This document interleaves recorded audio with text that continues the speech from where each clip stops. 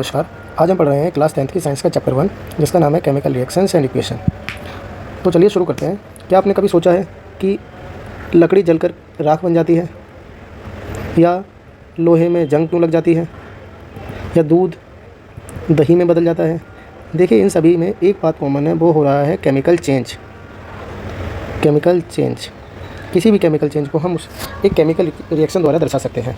Chemical equation क्या होती है? Chemical equation represent a chemical reaction using symbols and formula. जैसे मैग्नीशियम और ऑक्सीजन की रिएक्शन होती है तो बनता है मैग्नीशियम ऑक्साइड। ये एक वर्ड इक्वेशन है, वर्ड इक्वेशन। अगर हम इसको सिंबल की सहायता से लिखते हैं तो बन जाती है chemical equation.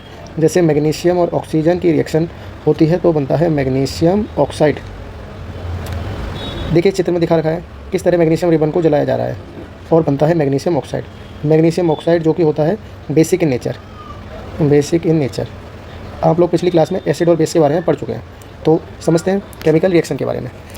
What is a chemical reaction? Chemical reaction क्या है? A process where new substance with new properties are formed. एक ऐसा प्रोसेस जिसमें नए सब्सटेंस बनते हैं नई प्रॉपर्टीज़ के साथ, उसे केमिकल रिएक्शंस कहते हैं। केमिकल रिएक्शन में क्या क्या होता है, हम कब कह सकते हैं केमिकल रिएक्शन हुई है?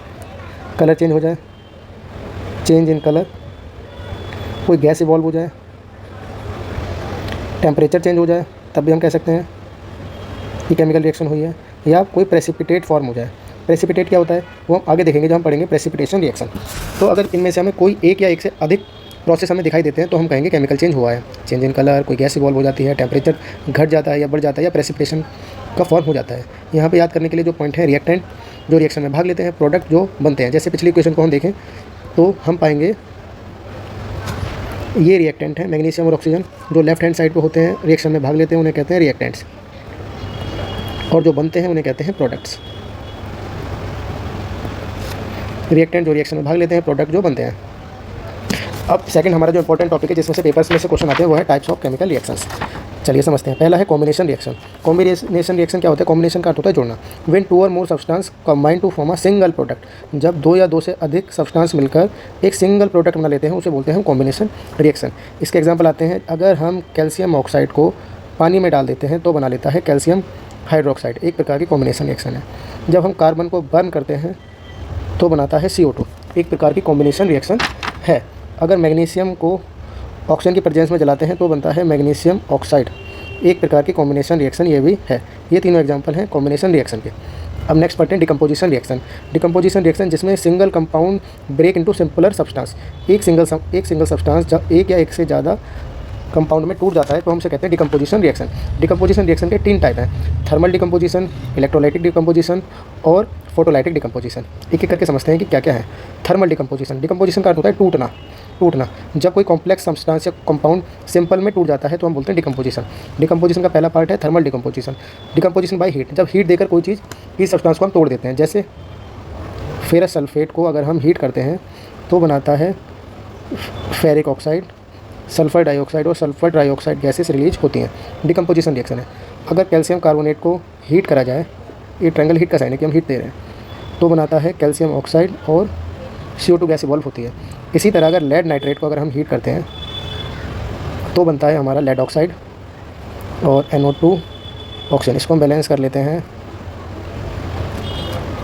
अब सेकंड हमारा इलेक्ट्रोलाइटिक डिकम्पोजिशन। ऐसा डिकम्पोजिशन जिसमें हीट के द्वारा एक सब्सटेंस को ब्रेक किया जाता है, तोड़ा जाता है। हीट के द्वारा नहीं, इलेक्ट्रिसिटी के द्वारा। Decomposition bye electricity. जैसे डिकम्पोजिशन ऑफ वाटर, जब हम इसमें इलेक्ट्रिसिटी पास करते हैं तो ये टूट जाता है हाइड्रोजन में और ऑक्सीजन में। ये देखिए इसमें बहुत शानदार डायग्राम दे रखा है। 2 इलेक्ट्रोड्स हैं हमारी, एनोड कैथोड, और वाटर का इलेक्ट्रोलिसिस किया जा रहा है, गैसेस रिलीज हो रही है, हाइड्रोजन और ऑक्सीजन। चलिए नेक्स्ट करते हैं फोटोलाइटिक डिकम्पोजिशन। डिकम्पोजिशन ऐसा डिकम्पोजिशन जो सनलाइट के द्वारा होता है। सनलाइट के द्वारा होने वाला डिकम्पोजिशन फोटोलाइटिक डिकम्पोजिशन। जैसे अगर हम सिल्वर क्लोराइड को सनलाइट में रख देते हैं तो ये वाइट कलर से चेंज होकर ग्रे कलर में बदल जाता है, इसका कलर चेंज हो जाता है, ग्रे कलर हो जाता है। सिल्वर क्लोराइड टर्न्स ग्रे इन सनलाइट। इसमें क्या रिएक्शन इन्वॉल्व है? सिल्वर क्लोराइड को जब सनलाइट में रखा जाता है, ये सनलाइट, तो सिल्वर और अलग हो जाता है, क्लोरीन गैस के रूप में निकल जाती है। इसी तरह एक फोटोलाइटिक डिकम्पोजिशन है सिल्वर ब्रोमाइड का, ब्रोमीन गैस रिलीज हो जाती है, निकल जाती है। नेक्स्ट हम समझते हैं डिस्प्लेसमेंट रिएक्शन। डिस्प्लेसमेंट रिएक्शन वो रिएक्शन होती है जिसमें more reactive element less reactive element को उसके सॉल्यूशन या साल्ट से डिस्प्लेस कर देता है। इसके कुछ एग्जांपल्स हम समझ लेते हैं। अगर कॉपर सल्फेट के सॉल्यूशन में हम आयरन डाल देते हैं तो बना देता है वो फेरस सल्फेट और कॉपर को डिस्प्लेस कर देता है। सॉल्यूशन कलर जो ब्लू होता है वो हो जाता है green due to formation of ferrous sulphate. इसी तरह अगर कॉपर सल्फेट के सॉल्यूशन में हम जिंक डाल देते हैं, क्योंकि जिंक कॉपर से ज़्यादा रिएक्टिव है, तो वो बना देता है जिंक सल्फेट और कॉपर को अकेला अलग कर देता है। या फिर हम कॉपर क्लोराइड के सॉल्यूशन में लेड डाल देते हैं तो बना लेता है वो लेड क्लोराइड PbCl2 और कॉपर को अलग कर दिया जाता है, अलग कर देता है। ये एग्जांपल्स है हमारे डिस्प्लेसमेंट रिएक्शन के, जिसमें एक more reactive element less reactive element को उसके सॉल्यूशन से डिस्प्लेस कर देता है, अलग कर देता है। देखो इस तरह का एग्जांपल है, ये क्वेश्चन बहुत बार पूछा है।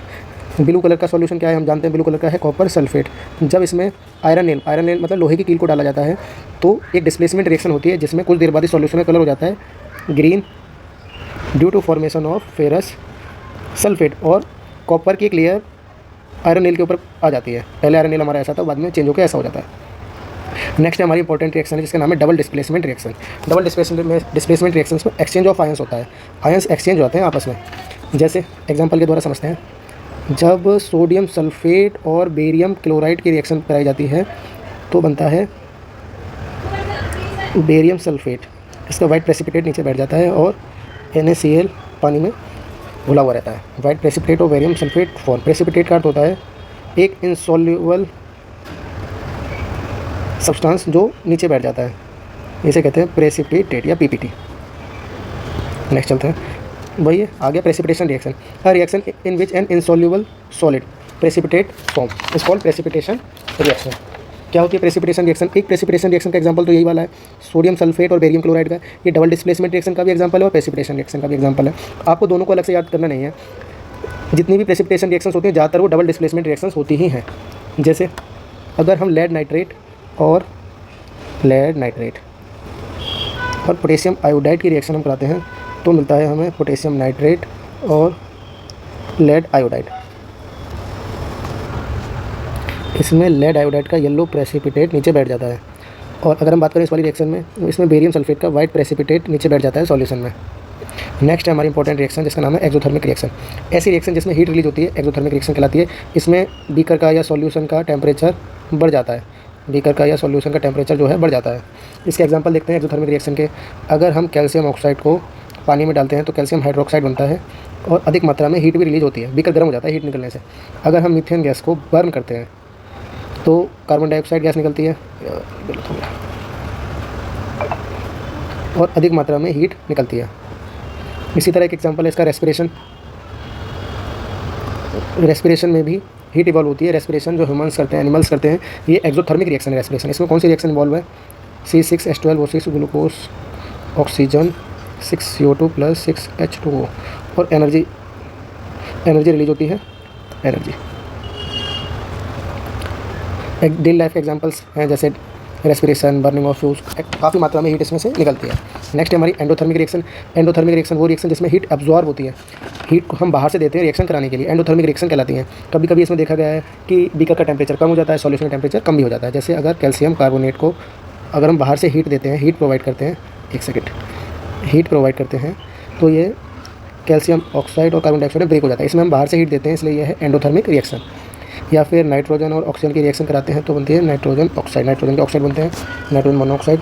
इसका एक और एग्जांपल है फोटोसिंथेसिस, जिसमें लाइट एनर्जी का यूज होता है, लाइट एनर्जी के द्वारा होती है फोटोसिंथेसिस, एंडोथर्मिक रिएक्शन का एग्जांपल है। अब चलते हैं आगे, ऑक्सीडेशन और रिडक्शन अगला टॉपिक है हमारा। ऑक्सीडेशन क्या होता है? एडिशन ऑफ ऑक्सीजन या रिमूवल ऑफ हाइड्रोजन। या तो ऑक्सीजन ऐड हो जाए या फिर हाइड्रोजन निकल जाए, उस रिएक्शन को हम कह सकते हैं ऑक्सीडेशन रिएक्शन। एग्जांपल के द्वारा ज़्यादा समझ में आएगा। जैसे कार्बन और ऑक्सीजन की रिएक्शन हो रही है। अब यहाँ पे कार्बन के पास ऑक्सीजन नहीं है, रिएक्शन के बाद इसमें कार्बन में ऑक्सीजन में ऐड हो गई, अर्थात कार्बन का यहाँ पे हो गया ऑक्सीडेशन। एक और रिएक्शन से समझने की कोशिश करते हैं। मैग्नीशियम और ऑक्सीजन की हम जब रिएक्शन कराते हैं तो बनता है मैग्नीशियम ऑक्साइड। इस रिएक्शन में भी मैग्नीशियम के पास कोई ऑक्सीजन नहीं थी, लेकिन रिएक्शन के बाद मैग्नीशियम के साथ ऑक्सीजन जुड़ गई, अर्थात यहाँ पे हुआ है मैग्नीशियम का ऑक्सीडेशन। अब समझते हैं रिडक्शन क्या होता है। रिडक्शन होता है रिमूवल ऑफ ऑक्सीजन और एडिशन ऑफ हाइड्रोजन। रिडक्शन में मतलब या तो ऑक्सीजन निकल जाए बाहर या हाइड्रोजन ऐड हो जाए। समझते हैं कैसे। जैसे जिंक ऑक्साइड की अगर कार्बन के साथ रिएक्शन हो जाए तो जिंक अलग हो जाता है और कार्बन मोनोऑक्साइड अलग हो जाती है। देखिए पहले यहाँ पर ऑक्सीजन थी और ऑक्सीजन बाद में यहाँ से निकल गई, तो हमारी डेफिनेशन के मुताबिक यहाँ पर ऑक्सीजन कम हो गई है, अर्थात रिडक्शन हो गया है। और नेक्स्ट है रेडॉक्स रिएक्शन। ऐसी रिएक्शन जिनमें ऑक्सीडेशन और रिडक्शन साथ साथ पाया जाता है उन्हें कहते हैं हम रेडॉक्स रिएक्शन। जैसे ये ऊपर वाले एग्जांपल ले लेते हैं, जिंक ऑक्साइड प्लस कार्बन बनाता है जिंक और कार्बन मोनोऑक्साइड। समझते हैं इसको बारीकी से। जिंक के साथ पहले ऑक्सीजन लगी हुई थी, बाद में ऑक्सीजन हट गई, अर्थात जिंक का रिडक्शन हो गया। कार्बन के पास पहले ऑक्सीजन नहीं थी और कार्बन के पास ऑक्सीजन चली गई, अर्थात कार्बन का हो गया ऑक्सीडेशन। अब इसमें ऑक्सीडेशन रिडक्शन दोनों पाए जा रहे हैं, तो ये है रेडॉक्स रिएक्शन का एग्जांपल। ये क्या है, जिंक ऑक्साइड, ये गलत लिखा हुआ, जिंक रिड्यूस हुआ है। और ये कोई और एग्जांपल है, कॉपर इज रिड्यूस। चलिए इसको बाद में देखते हैं। नेक्स्ट हमारा है कोरोजन। कोरोजन जब मेटल की अपर सरफेस एनवायरनमेंट के कांटेक्ट में आती है तो एनवायरनमेंट में उपस्थित वाटर और ऑक्सीजन के कारण मेटल की अपर लेयर ख़राब होने लगती है, उसे कहते हैं कोरोजन। मेटल की अपर लेयर कोरोड हो जाती है, इसे कहते हैं हम कोरोजन। कैसे हम कोरोजन से बचाएंगे? प्रिवेंशन ऑफ कोरोजन अक्सर पेपर में आ जाता है। पेंट कर दीजिए, अपर लेयर उससे सुरक्षित रहती है। गैल्वेनाइज कर दो, गैल्वेनाइज होता है जिंक की लेयर चढ़ा देना, जिंक की लेयर चढ़ाना, गैल्वेनाइज करना। ऑयल या ग्रीजिंग कर दूँ, इससे भी मेटल का कोरोजन रोका जा सकता है। लास्ट टॉपिक है हमारा रेंसिडिटी। रेंसिडिटी होता है जब हमारे भोजन में उपस्थित फैट्स एंड ऑयल्स एनवायरनमेंट में या ऑक्सीजन के कांटेक्ट में आते हैं तो उनकी स्मेल और टेस्ट चेंज हो जाता है, इसे कहते हैं रेंसिडिटी। जैसे हमारे चिप्स अगर पैकेट खुलने के कुछ समय बाद अगर हम खाते हैं तो उनका टेस्ट अलग लगता है, चिप्स गेटिंग स्पॉइल्ड, रेंसिडिटी के कारण होता है। बटर को अगर हम फ्रिज के बाहर छोड़ देते हैं 2-4 दिन होते हैं तो उसकी स्मेल ख़राब हो जाती है, ये रेंसिडिटी के एग्जाम्पल है। इससे कैसे बचा जाए कि फूड एयर टाइट, एयर को ब्लॉक कर दो। फूड को एयर टाइट रखोगे तो नहीं होगा। रेफ्रिजरेटर में रखोगे नहीं होगा। एंटी ऑक्सीडेंट का यूज़ करेंगे, ख़राब नहीं होगा। नाइट्रोजन गैस की पैकिंग करेंगे तो रेंसिडिटी नहीं होगी। और सभी के लिए थैंक यू।